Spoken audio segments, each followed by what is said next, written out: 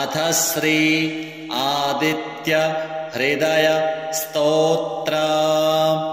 ततो युद्ध परिश्रान्तं समरे चिन्तया स्थितं रावणं चाग्रतो दृष्ट्वा युद्धाय समुपस्थितं देवतैश्च समागम्य द्रष्टुमभ्यागतो रणम् उपगम्याब्रवीद् रामम् अगस्त्यो भगवास्तदा राम राम महाबाहो शृणु गुह्यं सनातनम् येन सर्वान् नरीन् वत्स समरे विजयिष्यसे आदित्यहृदयं पुण्यं सर्वशत्रुविनाशनम् जयावहं जपं नित्यम् अक्षयं परमं शिवम् सर्वमङ्गलमाङ्गल्यं सर्वपापप्रणाशनं चिन्ताशोकप्रशमनम् आयुवर्धनमुत्तमम् रश्मिमन्तं समुद्यन्तं देवासुरनमस्कृतं पूजयस्व विवस्वन्तं भास्करं भुवनेश्वरं सर्वदेवात्मको हेश तेजस्वी रश्मिभावनः एष देवासुरगणान् लोकान् पाति गभस्तिभिः एष ब्रह्मा च विष्णुश्च शिवः स्कन्दः प्रजापतिः महेन्द्रो धनदः कालो यमः सोमो ह्यपाम्पतिः पितरो वशवः साध्या अश्विनौ मरुतो मनुः वायुर्वह्निः प्रजः प्राण ऋतुकर्ता प्रभाकरः आदित्यः सविता सूर्यः खगः पूषा गभस्तिमान् सुवर्णसदृशो भानुर्हिरण्यरेता दिवाकरः हरितस्वः सहस्रार्चिः सप्तसप्तिर्मरीचिमान् तिमिरोन्मथनः शम्भुस्त्वष्टा मार्तण्डकोऽसुमान् हिरण्यगर्भः शिशिरस्तपनो हस्करो रविः अग्निगर्भोदितेः पुत्रः शङ्खः शिशिरनाशनः व्योमनाथस्तमो भेदी ऋग्यजुः सामपारगः घनवृष्टिरपां मित्रो विन्ध्यवीथीप्लवङ्गमः आतपी मण्डली मृत्युः पिङ्गलः सर्वतापनः कविर्विश्वो महातेजा रक्तः सर्वभवोद्भवः नक्षत्रग्रहताराणाम् अधिपो विश्वभावनः तेजसामपि तेजस्वी द्वादशात्मन्नमोऽस्तु ते नमः पूर्वाय गिरये पश्चिमायाद्रये नमः ज्योतिर्गणानां पतये दिनाधिपतये नमः जयाय जयभद्राय हर्यश्वाय नमो नमः नमो नमः सहस्रांशो आदित्याय नमो नमः नमः उग्राय वीराय सारंगाय नमो नमः नमः पद्मप्रबोधाय प्रचण्डाय नमोऽस्तु ते ब्रह्मेशानाच्युतेशाय सूरायादित्यवर्चसे भास्वते सर्वभक्षाय रौद्राय वपुषे नमः तमोघ्नाय हिमघ्नाय शत्रुघ्नायामितात्मने कृतघ्नघ्नाय देवाय ज्योतिषां पतये नमः तप्तचामीकराभाय हरये विश्वकर्मणे नमस्तमोभिनिघ्नाय रुचये लोकसाक्षिणे नाशयत्येष वैभूतं तमेव सृजति प्रभुः पायत्येष तपत्येष वर्षत्येष गभस्तिभिः एष सुप्तेषु जागर्ति भूतेषु परिनिष्ठितः एष चैवाग्निहोत्रं च फलं चैवाग्निहोत्रिणां देवाश्च क्रतवश्चैव क्रतूनां फलमेव च यानि कृत्यानि लोकेषु सर्वेषु परमप्रभुः एनमापत्सु कृच्छ्रेषु कान्तारेषु भयेषु च कीर्तयन् पुरुषः कश्चिन् नावसीदति राघव पूजयश्वैनमेकाग्रो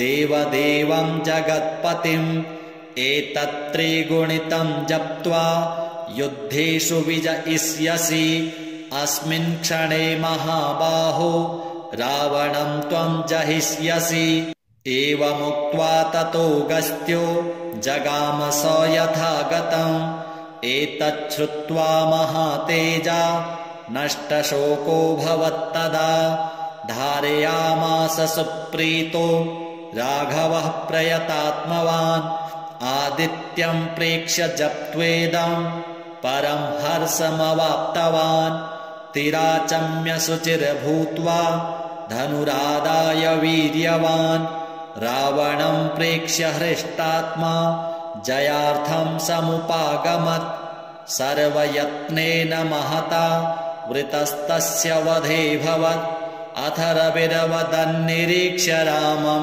मुदितमनः परमं प्रहृष्यमाणः निशिचरपतिक्षं विदित्वा सुरगणमध्यगतो वचस्त्वरेति श्रीसूर्यदेवार्पणमस्तु।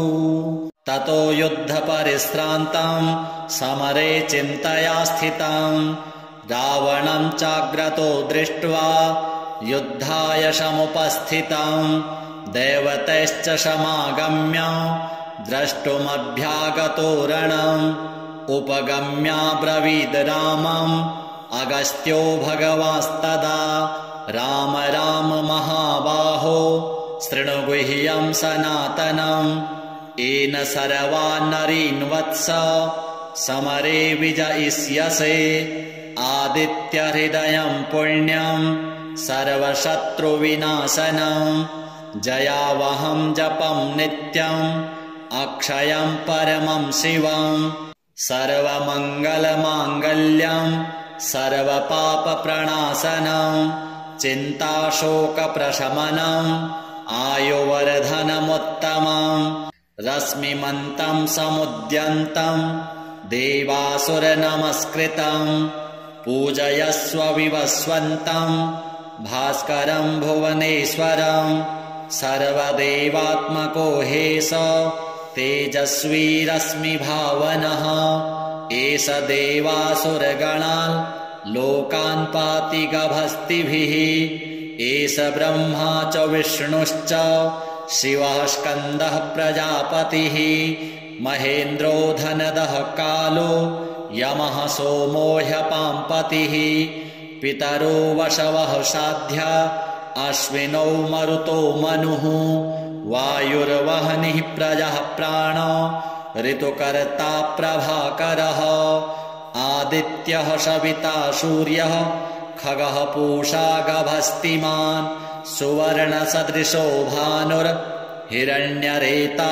दिवाकरः हरिदस्वः सहस्रार्चिः सप्तसप्तिर्मरीचिमान् तिमिरोन्मथनः शम्भुस्त्वष्टा मार्तण्डकोऽसुमान् हिरण्यगर्भः शिशिरस्तपनो हस्करो रविः अग्निगर्भोदितेः पुत्रः शङ्खः शिशिरनाशनः व्योमनाथस्तमो भेदी ऋग्यजुः सामपारगः घनवृष्टिरपां मित्रो विन्ध्यवीथीप्लवङ्गमः आतपी मण्डली मृत्युः पिङ्गलः सर्वतापनः कविर्विश्वो महातेजा रक्तः सर्वभवोद्भवः नक्षत्रग्रहताराणाम् अधिपो विश्वभावनः तेजसामपि तेजस्वी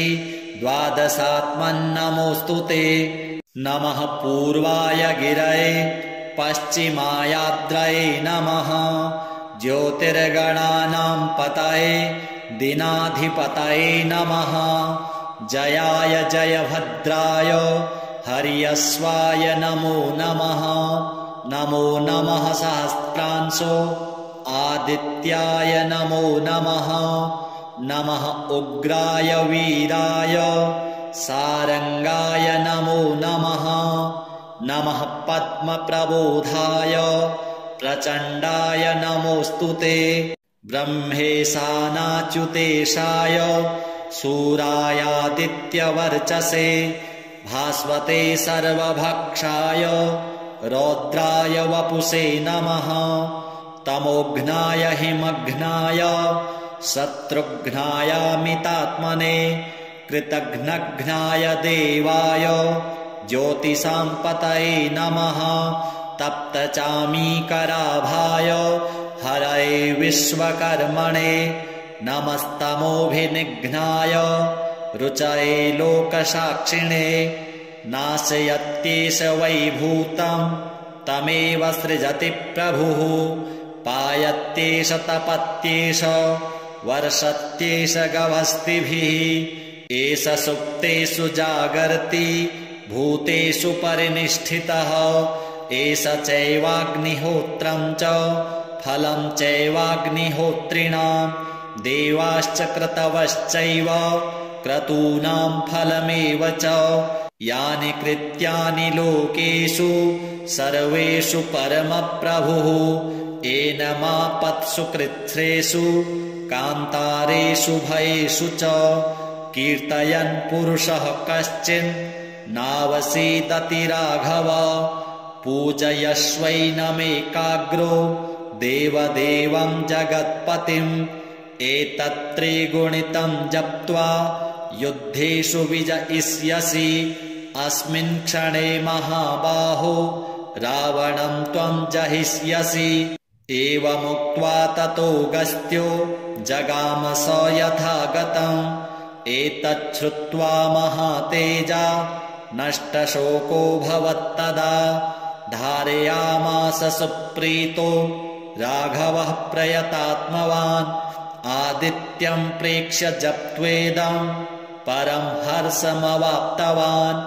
तिराचम्य शुचिर्भूत्वा धनुरादाय वीर्यवान् रावणं प्रेक्ष्य हृष्टात्मा जयार्थं समुपागमत्। सर्वयत्नेन महता वृतस्तस्य वधेऽभवत्।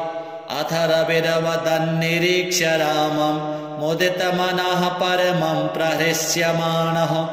निशिचरपतिक्षं विदित्वा सुरगणमध्यगतो वचस्त्वरेति। श्रीसूर्यदेवार्पणमस्तु। ततो युद्धपरिश्रान्तं समरे चिन्तया स्थितं रावणं चाग्रतो दृष्ट्वा युद्धाय समुपस्थितं। देवतैश्च समागम्य द्रष्टुमभ्यागतो रणम्। उपगम्याब्रवीद् रामम् अगस्त्यो भगवास्तदा। राम राम महाबाहो शृणु गुह्यं सनातनम्। येन सर्वान् नरीन् वत्स समरे विजयिष्यसे। आदित्यहृदयं पुण्यं सर्वशत्रुविनाशनम्। जयावहं जपं नित्यम् अक्षयं परमं शिवम्। सर्वमङ्गलमाङ्गल्यं सर्वपापप्रणाशनम्। चिन्ताशोकप्रशमनम् आयुवर्धनमुत्तमम्। रश्मिमन्तं समुद्यन्तं देवासुरनमस्कृतम्। पूजयस्व विवस्वन्तं भास्करं भुवनेश्वरम्। सर्वदेवात्मको हेश तेजस्वी रश्मिभावनः। एष देवासुरगणान् लोकान् पाति गभस्तिभिः। एष ब्रह्मा च विष्णुश्च शिवः स्कन्दः प्रजापतिः। महेन्द्रो धनदः कालो यमः सोमो ह्यपाम्पतिः। पितरो वशवः साध्या अश्विनौ मरुतो मनुः। वायुर्वह्निः प्रजः प्राण ऋतुकर्ता प्रभाकरः। आदित्यः सविता सूर्यः खगः पूषा गभस्तिमान्। सुवर्णसदृशो भानुर्हिरण्यरेता दिवाकरः। हरितस्वः सहस्रार्चिः सप्तसप्तिर्मरीचिमान्। तिमिरोन्मथनः शम्भुस्त्वष्टा मार्तण्डकोऽशुमान् हिरण्यगर्भः शिशिरस्तपनो हस्करो रविः अग्निगर्भोदितेः पुत्रः शङ्खः शिशिरनाशनः व्योमनाथस्तमो भेदी ऋग्यजुः सामपारगः घनवृष्टिरपां मित्रो विन्ध्यवीथीप्लवङ्गमः आतपी मण्डली मृत्युः पिङ्गलः सर्वतापनः कविर्विश्वो महातेजा रक्तः सर्वभवोद्भवः नक्षत्रग्रहताराणाम् अधिपो विश्वभावनः तेजसामपि तेजस्वी द्वादशात्मन्नमोऽस्तु ते नमः पूर्वाय गिरये पश्चिमायाद्रये नमः ज्योतिर्गणानां पतये दिनाधिपतये नमः जयाय जयभद्राय हर्यस्वाय नमो नमः नमो नमः सहस्रांशो आदित्याय नमो नमः नमः उग्राय वीराय सारंगाय नमो नमः नमः पद्मप्रबोधाय प्रचण्डाय नमोऽस्तु ते ब्रह्मेशानाच्युतेशाय सूरायादित्यवर्चसे भास्वते सर्वभक्षाय रौद्राय वपुषे नमः तमोघ्नाय हिमघ्नाय शत्रुघ्नायामितात्मने कृतघ्नघ्नाय देवाय ज्योतिषाम्पतये नमः तप्तचामीकराभाय हरये विश्वकर्मणे नमस्तमोभिनिघ्नाय रुचये लोकसाक्षिणे नाशयत्येष वैभूतं तमेव सृजति प्रभुः पायत्येष तपत्येष वर्षत्येष गभस्तिभिः एष सुप्तेषु जागर्ति भूतेषु परिनिष्ठितः एष चैवाग्निहोत्रं च फलं चैवाग्निहोत्रिणां देवाश्च क्रतवश्चैव क्रतूनां फलमेव च यानि कृत्यानि लोकेषु सर्वेषु परमप्रभुः एनमापत्सु कृच्छ्रेषु कान्तारेषु भयेषु च कीर्तयन् पुरुषः कश्चिन् नावसीदति राघव पूजयश्वैनमेकाग्रो देवदेवं जगत्पतिम् एतत्त्रिगुणितं जप्त्वा युद्धेषु विजयिष्यसि अस्मिन् क्षणे महाबाहो रावणं त्वं जहिष्यसि एवमुक्त्वा ततो गस्त्यो जगाम स यथागतम् एतच्छ्रुत्वा महातेजा नष्टशोको भवत्तदा धारयामास सुप्रीतो राघवः प्रयतात्मवान् आदित्यं प्रेक्ष्य जप्त्वेदं परं हर्षमवाप्तवान् तिराचम्य शुचिर्भूत्वा धनुरादाय वीर्यवान् रावणं प्रेक्ष्य हृष्टात्मा जयार्थं समुपागमत् सर्वयत्नेन महता वृतस्तस्य वधेऽभवत् अथ रविरवदन्निरीक्ष्य रामं मुदितमनः परमं प्रहृष्यमाणः निशिचरपतिक्षं विदित्वा सुरगणमध्यगतो वचस्त्वरेति श्रीसूर्यदेवार्पणमस्तु ततो युद्धपरिश्रान्तं समरे चिन्तया स्थितं रावणं चाग्रतो दृष्ट्वा युद्धाय समुपस्थितं देवतैश्च समागम्य द्रष्टुमभ्यागतो रणम् उपगम्याब्रवीद् रामम् अगस्त्यो भगवास्तदा राम राम महाबाहो शृणु गुह्यं सनातनम् येन सर्वान् नरीन् वत्स समरे विजयिष्यसे आदित्यहृदयं पुण्यं सर्वशत्रुविनाशनं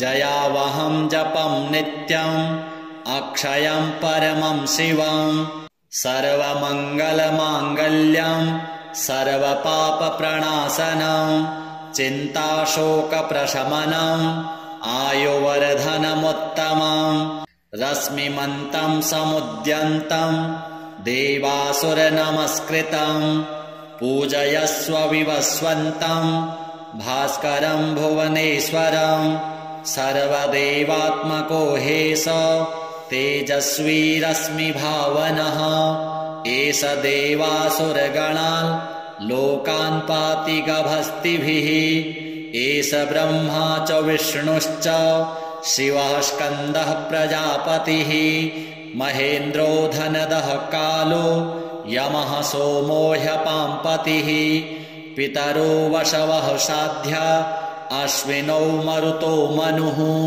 वायुर्वह्निः प्रजः प्राण ऋतुकर्ता प्रभाकरः आदित्यः सविता सूर्यः खगः पूषा गभस्तिमान् सुवर्णसदृशो भानुर्हिरण्यरेता दिवाकरः हरितस्वः सहस्रार्चिः सप्तसप्तिर्मरीचिमान् तिमिरोन्मथनः शम्भुस्त्वष्टा मार्तण्डकोऽसुमान् हिरण्यगर्भः शिशिरस्तपनो हस्करो रविः अग्निगर्भोदितेः पुत्रः शङ्खः शिशिरनाशनः व्योमनाथस्तमो भेदी ऋग्यजुः सामपारगः घनवृष्टिरपां मित्रो विन्ध्यवीथीप्लवङ्गमः आतपी मण्डली मृत्युः पिङ्गलः सर्वतापनः कविर्विश्वो महातेजा रक्तः सर्वभवोद्भवः नक्षत्रग्रहताराणाम् अधिपो विश्वभावनः तेजसामपि तेजस्वी द्वादशात्मन्नमोऽस्तु ते नमः पूर्वाय गिरये पश्चिमायाद्रये नमः ज्योतिर्गणानां पतये दिनाधिपतये नमः जयाय जयभद्राय हर्यश्वाय नमो नमः नमो नमः सहस्रांशो आदित्याय नमो नमः नमः उग्राय वीराय सारंगाय नमो नमः नमः पद्मप्रबोधाय प्रचण्डाय नमोऽस्तु ते ब्रह्मेशानाच्युतेशाय सूरायादित्यवर्चसे भास्वते सर्वभक्षाय रौद्राय वपुषे नमः तमोघ्नाय हिमघ्नाय शत्रुघ्नायामितात्मने कृतघ्नघ्नाय देवाय ज्योतिषां पतये नमः तप्तचामीकराभाय हरये विश्वकर्मणे नमस्तमोभिनिघ्नाय रुचये लोकसाक्षिणे नाशयत्येष वैभूतं तमेव सृजति प्रभुः पायत्येष तपत्येष वर्षत्येष गभस्तिभिः एष सुप्तेषु जागर्ति भूतेषु परिनिष्ठितः एष चैवाग्निहोत्रं च फलं चैवाग्निहोत्रिणां देवाश्च क्रतवश्चैव क्रतूनां फलमेव च यानि कृत्यानि लोकेषु सर्वेषु परमप्रभुः एनमापत्सु कृच्छ्रेषु कान्तारेषु भयेषु च कीर्तयन् पुरुषः कश्चिन् नावसीदति राघव पूजयस्वैनमेकाग्रो देवदेवं जगत्पतिम् एतत्त्रिगुणितं जप्त्वा युद्धेषु विजयिष्यसि अस्मिन् क्षणे महाबाहो रावणं त्वं जहिष्यसि एवमुक्त्वा ततोऽगस्त्यो जगाम स यथागतम् एतच्छ्रुत्वा महातेजा नष्टशोको भवत्तदा धारयामास सुप्रीतो राघवः प्रयतात्मवान् आदित्यं प्रेक्ष्य जप्त्वेदं परं हर्षमवाप्तवान् तिराचम्य शुचिर्भूत्वा धनुरादाय वीर्यवान् रावणं प्रेक्ष्य हृष्टात्मा जयार्थं समुपागमत् सर्वयत्नेन महता वृतस्तस्य वधेऽभवत् अथ रविरवदन्निरीक्ष्य रामं मुदितमनः परमं प्रहृष्यमाणः निशिचरपतिक्षं विदित्वा सुरगणमध्यगतो वचस्त्वरेति। श्रीसूर्यदेवार्पणमस्तु। ततो युद्धपरिश्रान्तं समरे चिन्तया स्थितं रावणं चाग्रतो दृष्ट्वा युद्धाय समुपस्थितं देवतैश्च समागम्य द्रष्टुमभ्यागतो रणम् उपगम्याब्रवीद् रामम् अगस्त्यो भगवास्तदा राम राम महाबाहो शृणु गुह्यं सनातनम् येन सर्वान् नरीन् वत्स समरे विजयिष्यसे आदित्यहृदयं पुण्यं सर्वशत्रुविनाशनम् जयावहं जपं नित्यम् अक्षयं परमं शिवम् सर्वमङ्गलमाङ्गल्यं सर्वपापप्रणाशनम् चिन्ताशोकप्रशमनम् आयुवर्धनमुत्तमम्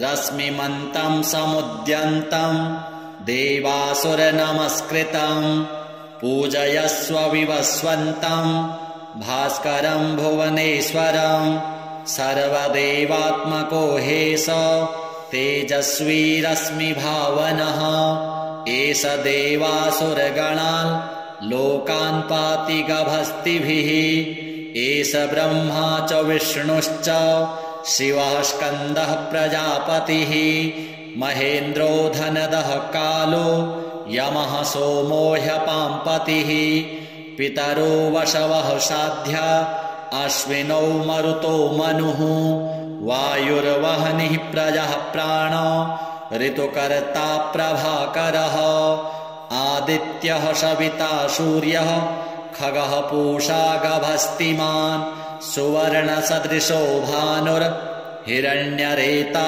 दिवाकरः हरितस्वः सहस्रार्चिः सप्तसप्तिर्मरीचिमान् तिमिरोन्मथनः शम्भुस्त्वष्टा मार्तण्डकोऽसुमान् हिरण्यगर्भः शिशिरस्तपनो हस्करो रविः अग्निगर्भोदितेः पुत्रः शङ्खः शिशिरनाशनः व्योमनाथस्तमो भेदी ऋग्यजुः सामपारगः घनवृष्टिरपां मित्रो विन्ध्यवीथीप्लवङ्गमः आतपी मण्डली मृत्युः पिङ्गलः सर्वतापनः कविर्विश्वो महातेजा रक्तः सर्वभवोद्भवः नक्षत्रग्रहताराणाम् अधिपो विश्वभावनः तेजसामपि तेजस्वी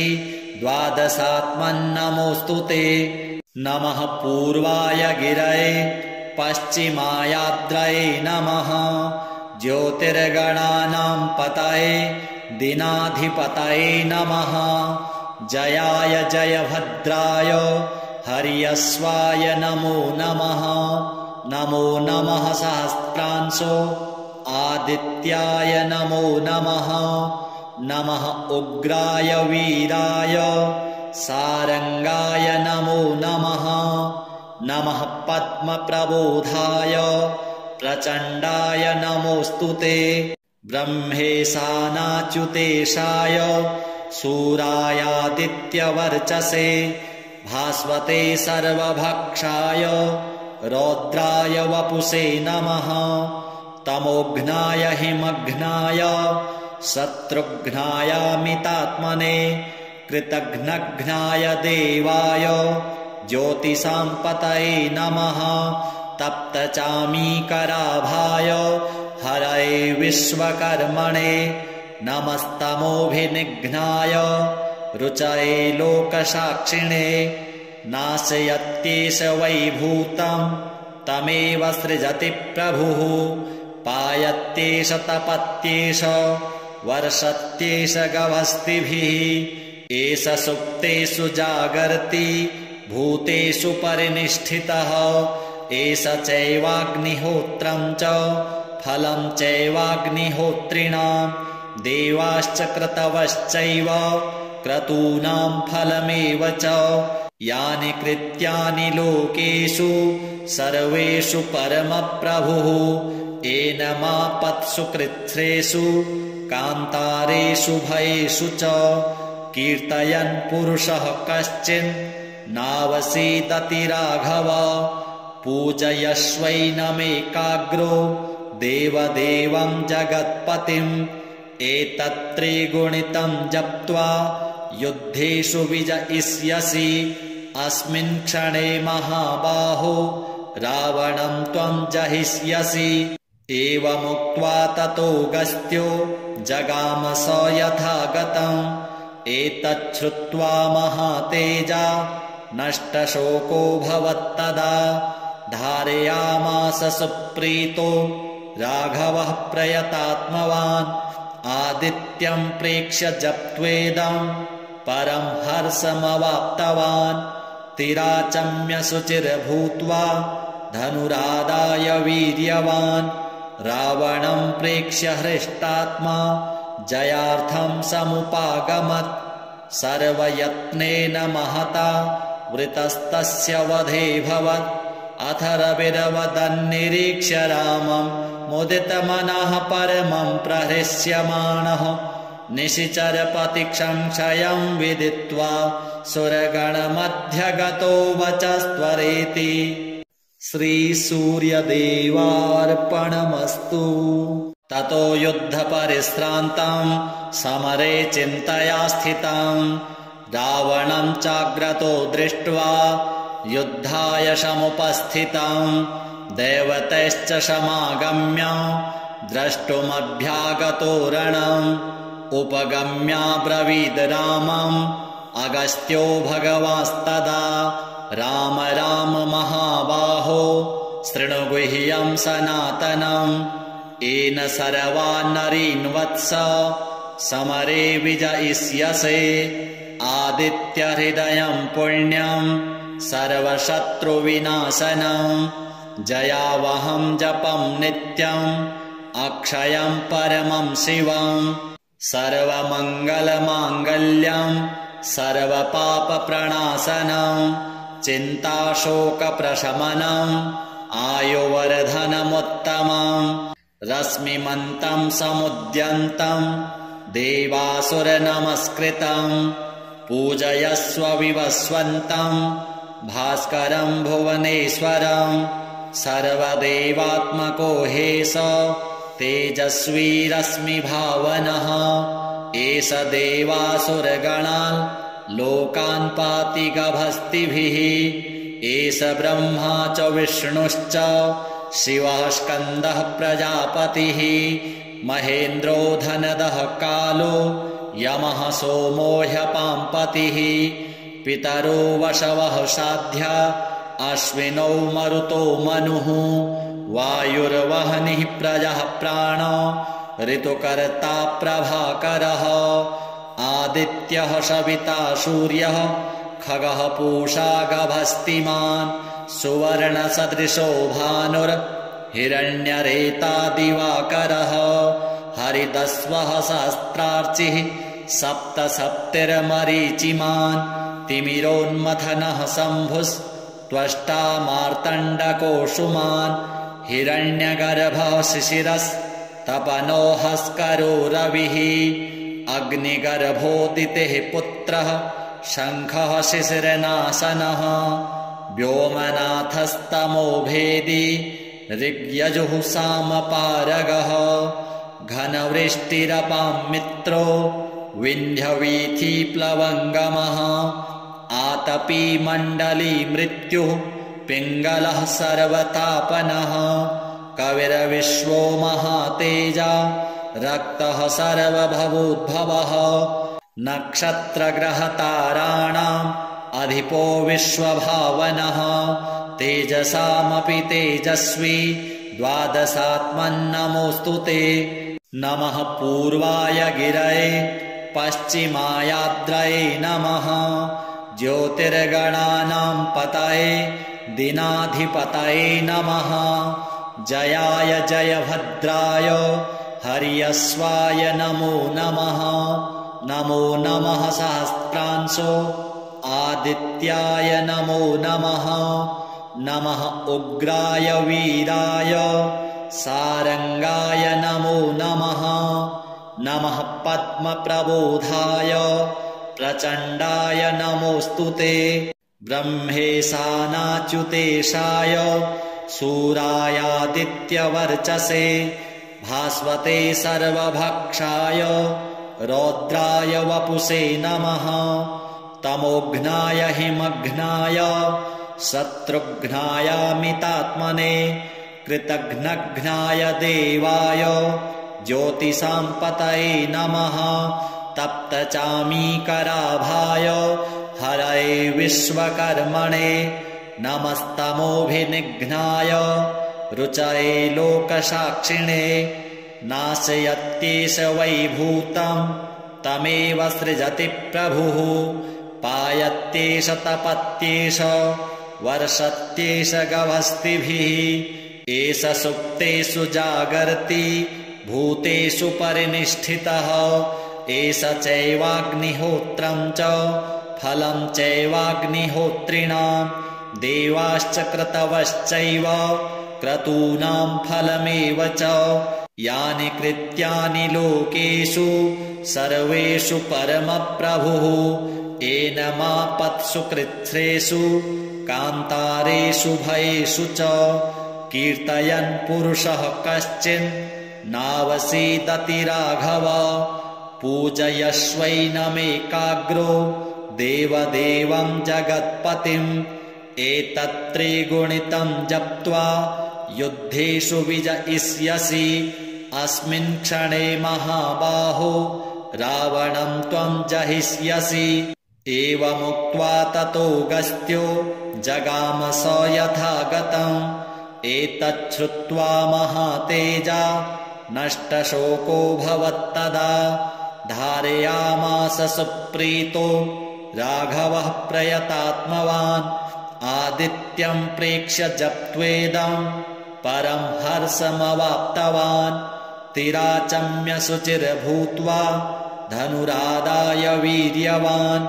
रावणं प्रेक्ष्य हृष्टात्मा जयार्थं समुपागमत्।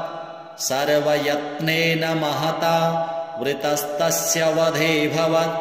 अथ रविरवदन्निरीक्ष्य रामं मुदितमनः परमं प्रहृष्यमाणः।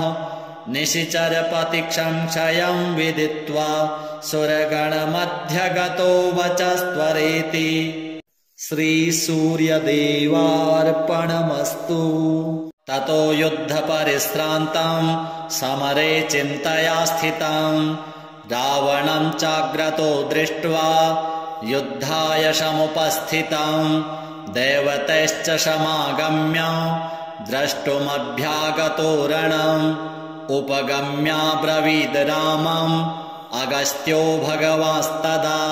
राम राम महाबाहो शृणु गुह्यं सनातनम्। येन सर्वान् नरीन् वत्स समरे विजयिष्यसे। आदित्यहृदयं पुण्यं सर्वशत्रुविनाशनम्। जयावहं जपं नित्यम् अक्षयं परमं शिवम्। सर्वमङ्गलमाङ्गल्यं सर्वपापप्रणाशनम्। चिन्ताशोकप्रशमनम् आयुवर्धनमुत्तमम्। रश्मिमन्तं समुद्यन्तं देवासुरनमस्कृतं। पूजयस्व विवस्वन्तं भास्करं भुवनेश्वरं। सर्वदेवात्मको हेश तेजस्वी रश्मिभावनः। एष देवासुरगणान् लोकान् पाति गभस्तिभिः। एष ब्रह्मा च विष्णुश्च शिवः स्कन्दः प्रजापतिः। महेन्द्रो धनदः कालो यमः सोमो ह्यपाम्पतिः पितरो वशवः साध्या अश्विनौ मरुतो मनुः वायुर्वह्निः प्रजः प्राण ऋतुकर्ता प्रभाकरः आदित्यः सविता सूर्यः खगः पूषा गभस्तिमान् सुवर्णसदृशो भानुर्हिरण्यरेता दिवाकरः हरिदस्वः सहस्रार्चिः सप्तसप्तिर्मरीचिमान् तिमिरोन्मथनः शम्भुस्त्वष्टा मार्तण्डकोऽसुमान् हिरण्यगर्भः शिशिरस्तपनो हस्करो रविः अग्निगर्भोदितेः पुत्रः शङ्खः शिशिरनाशनः व्योमनाथस्तमो भेदी ऋग्यजुः सामपारगः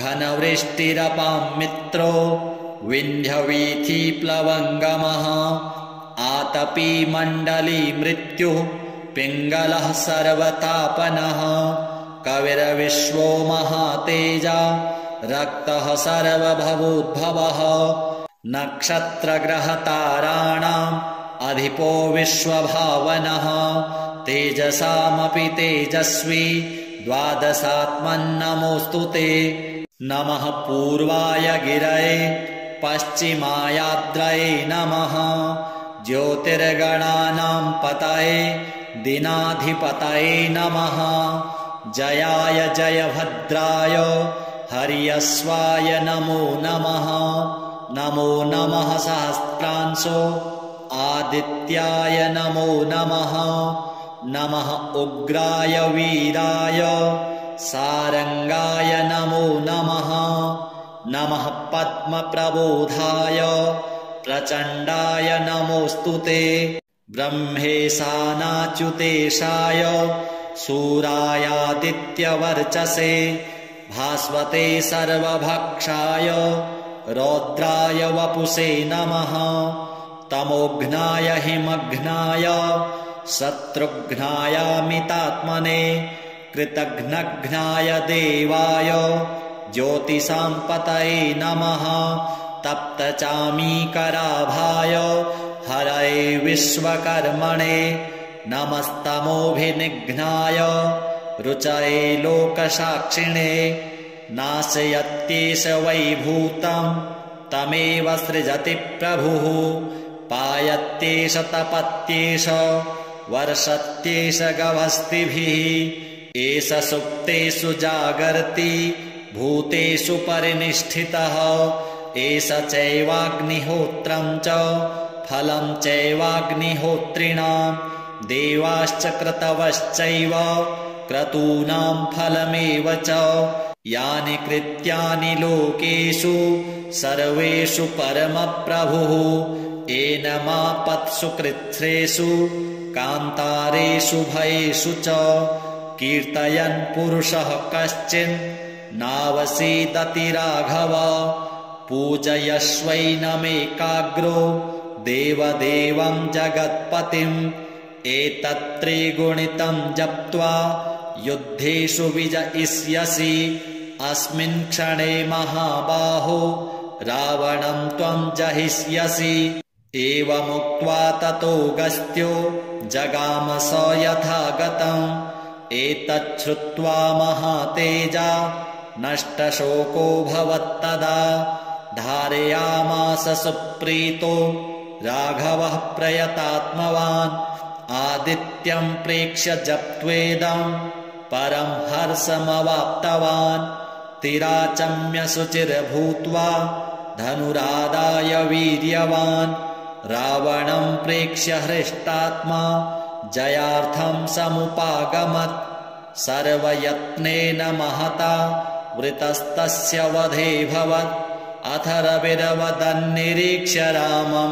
मुदितमनः परमं प्रहृष्यमाणः निशिचरपतिक्षं विदित्वा सुरगणमध्यगतो वचस्त्वरेति श्रीसूर्यदेवार्पणमस्तु।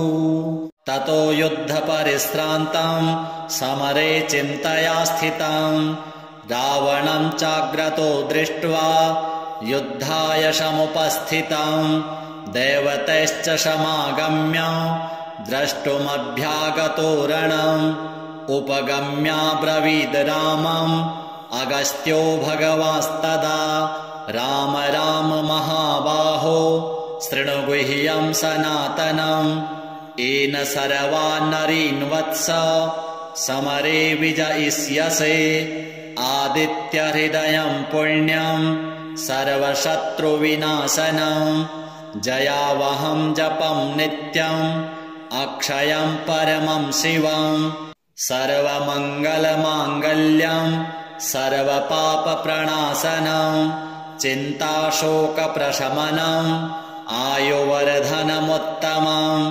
रश्मिमन्तं समुद्यन्तं देवासुरनमस्कृतम् पूजयस्व विवस्वन्तं भास्करं भुवनेश्वरं सर्वदेवात्मको हेश तेजस्वी रश्मिभावनः एष देवासुरगणान् लोकान् पाति गभस्तिभिः एष ब्रह्मा च विष्णुश्च शिवः स्कन्दः प्रजापतिः महेन्द्रो धनदः कालो यमः सोमो ह्यपाम्पतिः पितरो वशवः साध्या अश्विनौ मरुतो मनुः वायुर्वह्निः प्रजः प्राण ऋतुकर्ता प्रभाकरः आदित्यः सविता सूर्यः खगः पूषा गभस्तिमान् सुवर्णसदृशो भानुर्हिरण्यरेता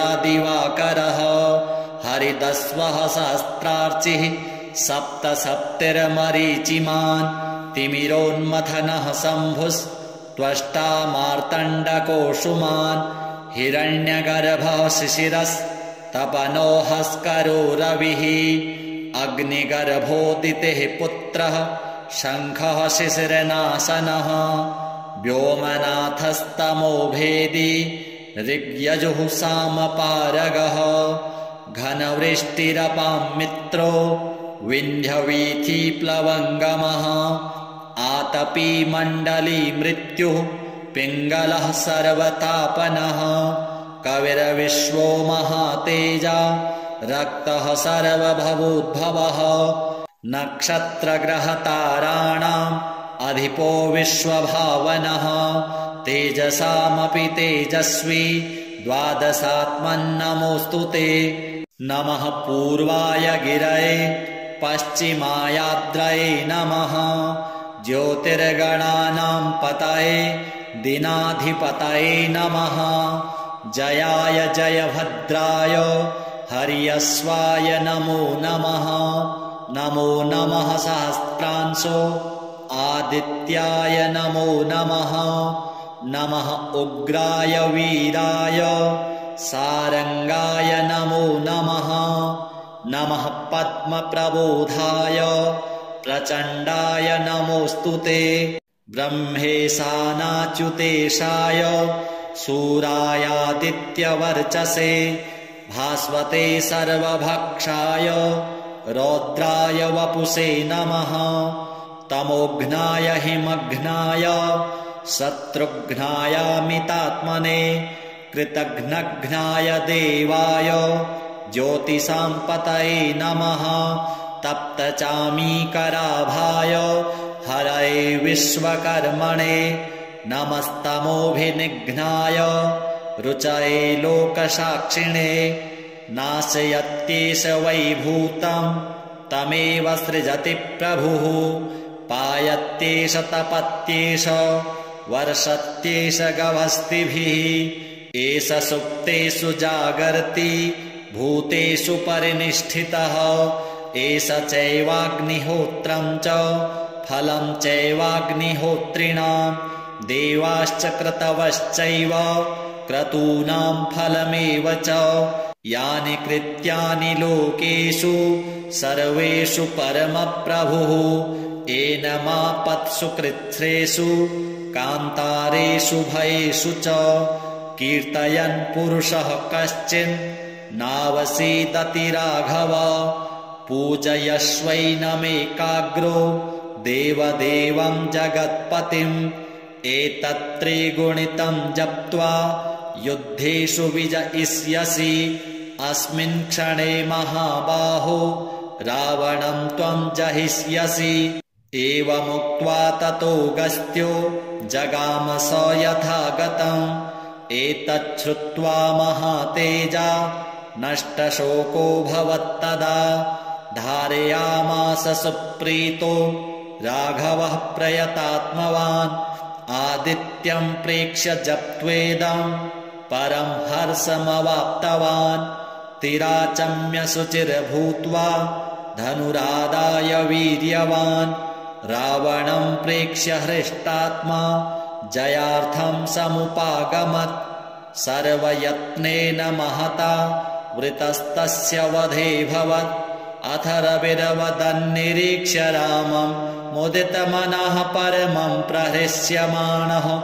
निशिचरपतिक्षं विदित्वा सुरगणमध्यगतो वचस्त्वरेति। श्रीसूर्यदेवार्पणमस्तु। ततो युद्धपरिश्रान्तं समरे चिन्तया स्थितं। रावणं चाग्रतो दृष्ट्वा युद्धाय समुपस्थितं। देवतैश्च समागम्य द्रष्टुमभ्यागतो रणम्। उपगम्याब्रवीद् रामम् अगस्त्यो भगवास्तदा। राम राम महाबाहो शृणु गुह्यं सनातनम्। येन सर्वान् नरीन् वत्स समरे विजयिष्यसे। आदित्यहृदयं पुण्यं सर्वशत्रुविनाशनम्। जयावहं जपं नित्यम् अक्षयं परमं शिवम्। सर्वमङ्गलमाङ्गल्यं सर्वपापप्रणाशनम्। चिन्ताशोकप्रशमनम् आयुवर्धनमुत्तमम्। रश्मिमन्तं समुद्यन्तं देवासुरनमस्कृतम्। पूजयस्व विवस्वन्तं भास्करं भुवनेश्वरम्। सर्वदेवात्मको हेश तेजस्वी रश्मिभावनः। एष देवासुरगणान् लोकान् पाति गभस्तिभिः। एष ब्रह्मा च विष्णुश्च शिवः स्कन्दः प्रजापतिः। महेन्द्रो धनदः कालो यमः सोमो ह्यपाम्पतिः। पितरो वशवः साध्या अश्विनौ मरुतो मनुः।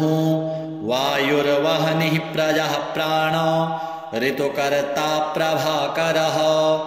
आदित्यः सविता सूर्यः खगः पूषा गभस्तिमान्।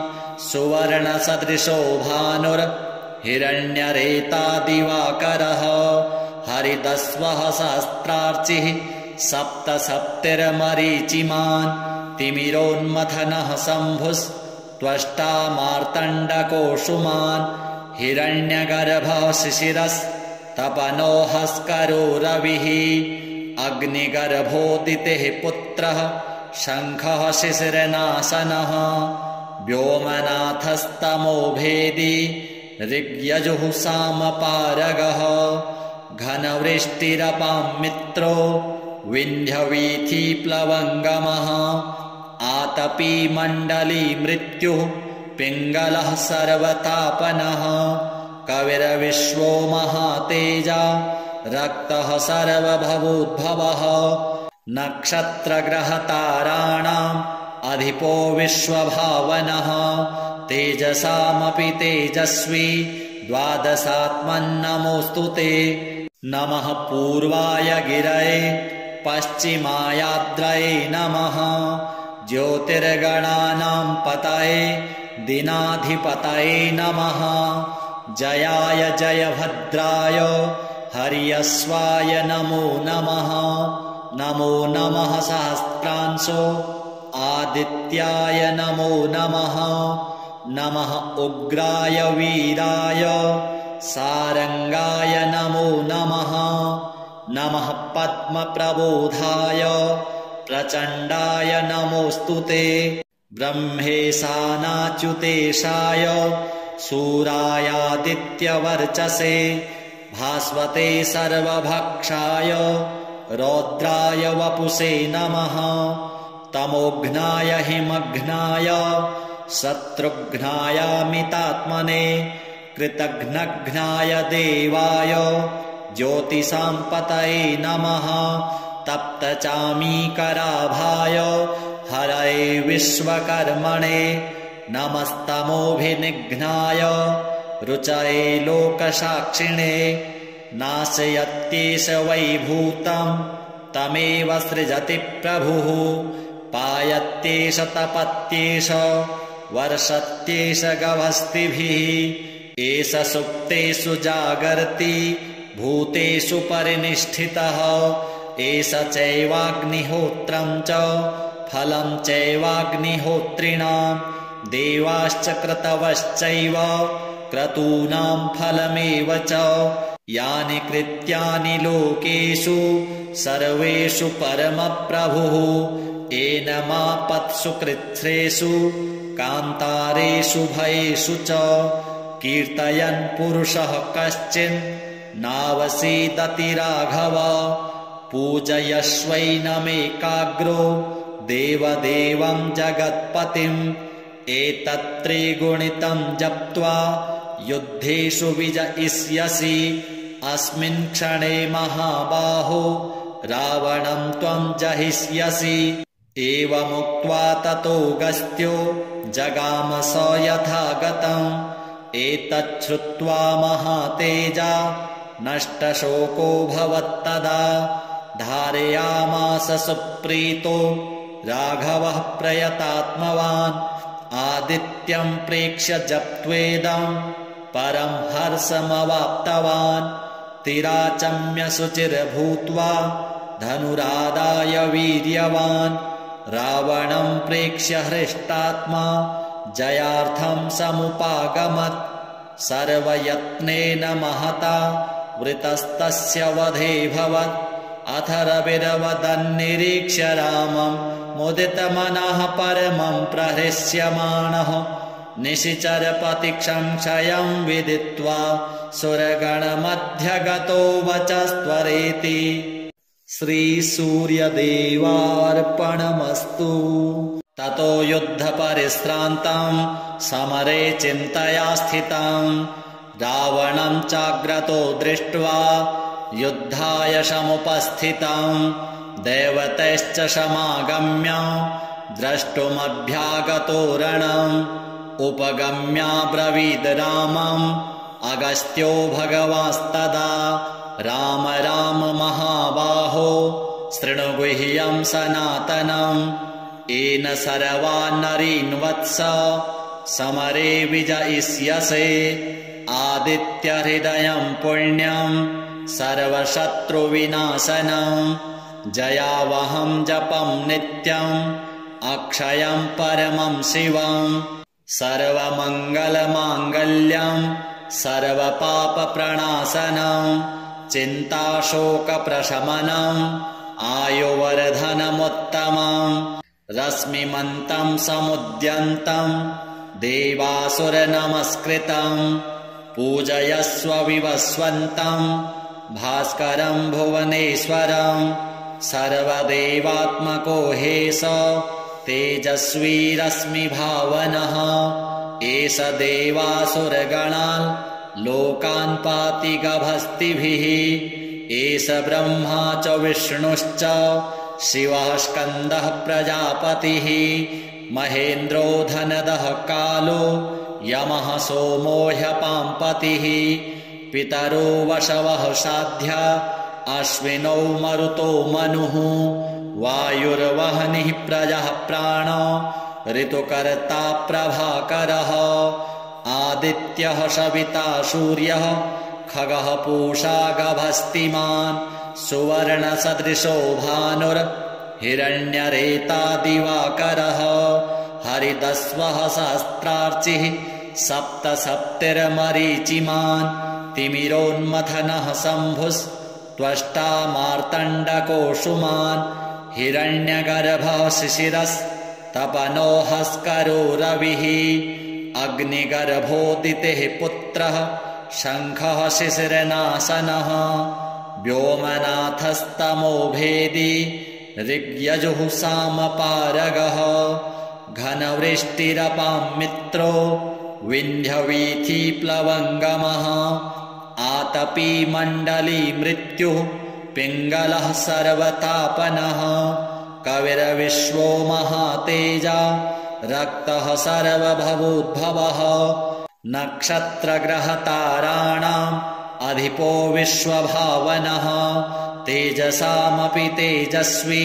द्वादशात्मन्नमोऽस्तु ते नमः पूर्वाय गिरये पश्चिमायाद्रये नमः ज्योतिर्गणानां पतये दिनाधिपतये नमः जयाय जयभद्राय हर्यस्वाय नमो नमः नमो नमः सहस्रांशो आदित्याय नमो नमः नमः उग्राय वीराय सारंगाय नमो नमः नमः पद्मप्रबोधाय प्रचण्डाय नमोऽस्तु ते ब्रह्मेशानाच्युतेशाय सूरायादित्यवर्चसे भास्वते सर्वभक्षाय रौद्राय वपुषे नमः तमोघ्नाय हिमघ्नाय शत्रुघ्नायामितात्मने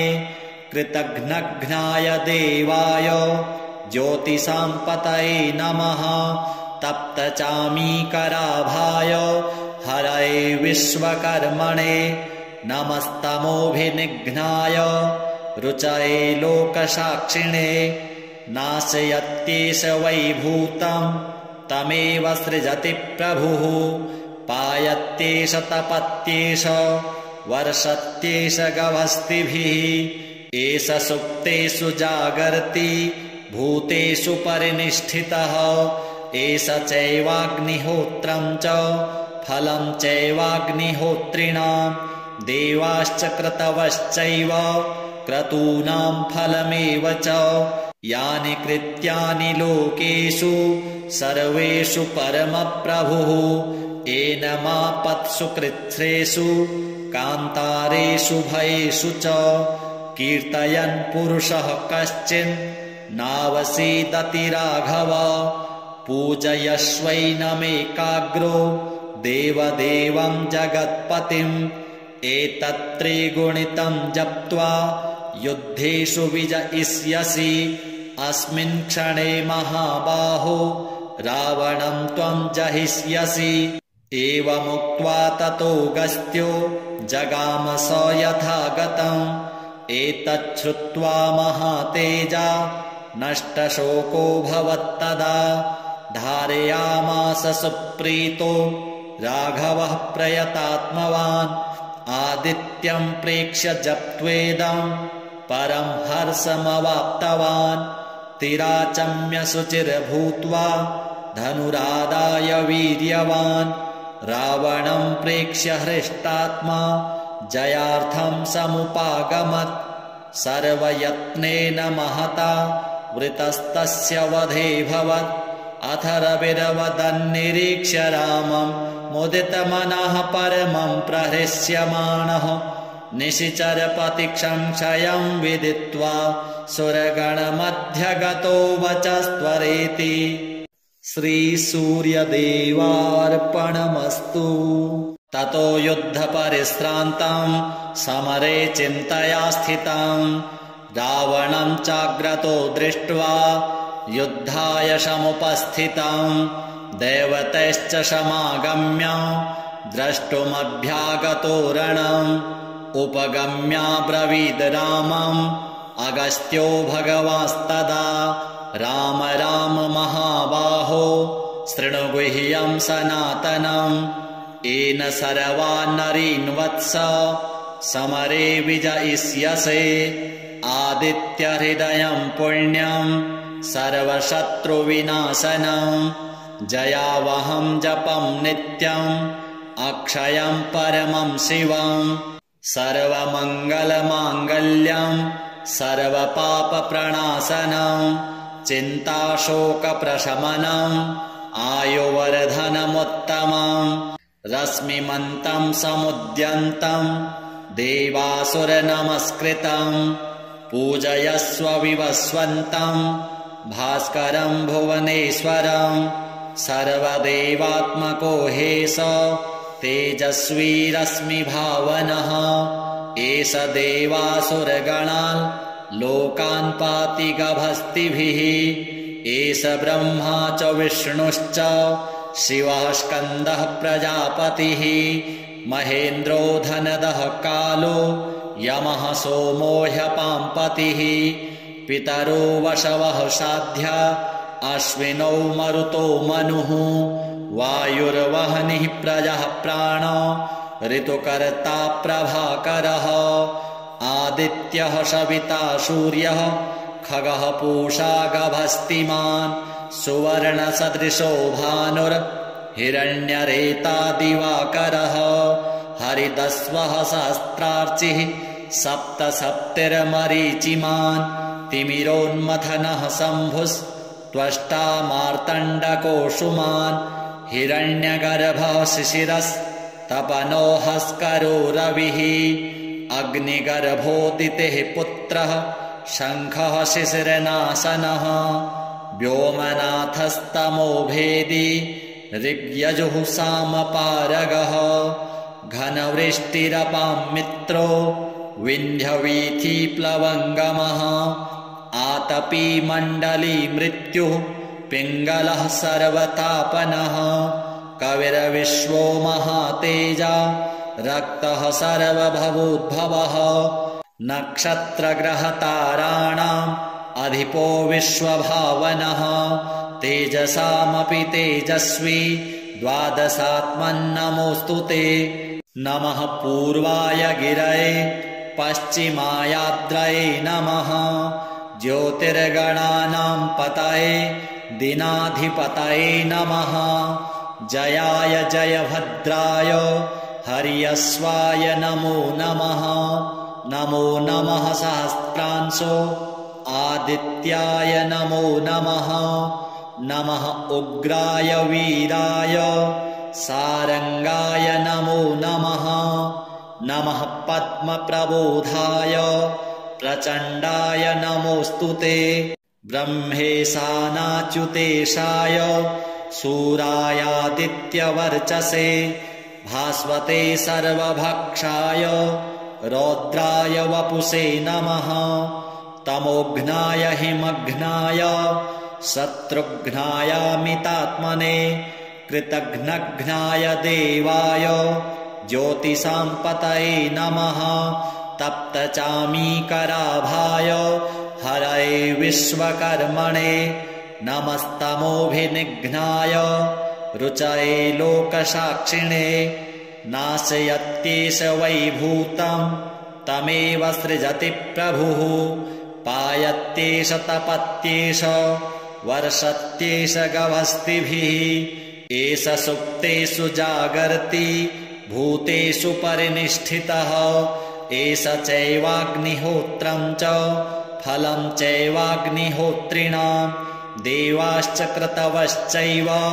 क्रतूनां फलमेव च यानि कृत्यानि लोकेषु सर्वेषु परमप्रभुः एनमापत्सु कृच्छ्रेषु कान्तारेषु भयेषु च कीर्तयन् पुरुषः कश्चिन् नावसीदति राघव पूजयश्वैनमेकाग्रो देवदेवं जगत्पतिम् एतत्त्रिगुणितं जप्त्वा युद्धेषु विजयिष्यसि अस्मिन् क्षणे महाबाहो रावणं त्वं जहिष्यसि एवमुक्त्वा ततो गस्त्यो जगाम स यथागतम् एतच्छ्रुत्वा महातेजा नष्टशोको भवत्तदा धारयामास सुप्रीतो राघवः प्रयतात्मवान् आदित्यं प्रेक्ष्य जप्त्वेदं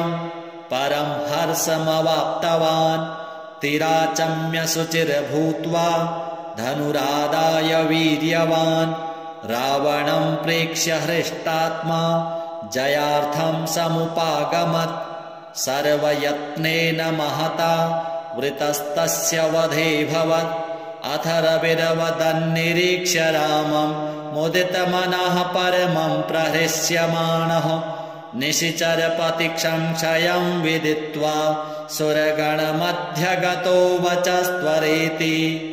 श्रीसूर्यदेवार्पणमस्तु।